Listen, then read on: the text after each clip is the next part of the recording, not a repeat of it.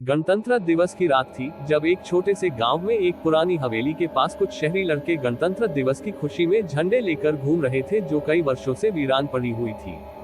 तभी एक आदमी ने उनसे कहा, यहाँ से चले जाओ, यहाँ अजीब अजीब आवाजें आती हैं और कभी कभी हवेली में से किसी महिला के रोने की आवाज भी सुनाई देती है।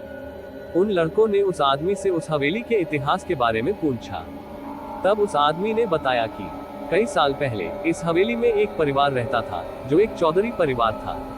चौधरी साहब एक ईमानदार आदमी थे, लेकिन उनकी पत्नी बहुत ही क्रूर थी। एक दिन उनकी पत्नी ने उन्हें जहर दे दिया और उनकी मौत हो गई। चौधरी साहब की मौत के बाद उनकी पत्नी कुछ ही दिनों में मानसिक संतुलन बिगड़ने के कारण बीमार हो गई और वह हवेली के भीतर बंद हो गई।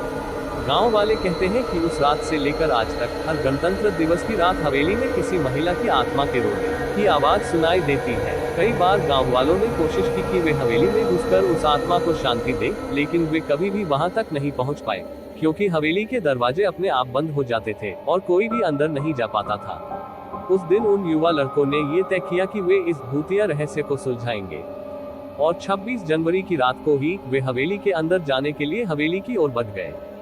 जैसे ही वे हवेली में घुसे, अचानक दरवाजे बंद हो गए और भीतर से एक औरत के रोने की आवाज आने लगी। वे सब डर के बावजूद हवेली में घुसे और उन्होंने देखा कि एक महिला की आत्मा उनके सामने आकर खड़ी हो गई। वह महिला उनसे मदद मांग रही थी। आखिरकार उन्होंने उसके साथ बात की और आत्मा ने रोते हुए उनसे कहा कि मैं किसी को कोई नुकसान नहीं पहुंचाना चाहती, बस मुझे शांति दिला दो, मैं यहाँ से चली जाऊंगी। इसके बाद उन लड़कों ने गांव वालों के साथ मिलकर हवेली में एक पूजा करवाई और वह आत्मा शांति को प्राप्त कर सुकून से विदा हो गई। गाँव वाले कहते हैं कि गणतंत्र दिवस की रात वह हवेली हमेशा शांत रहती है, क्योंकि उस भूतिया आत्मा को आखिरकार शांति मिल गई।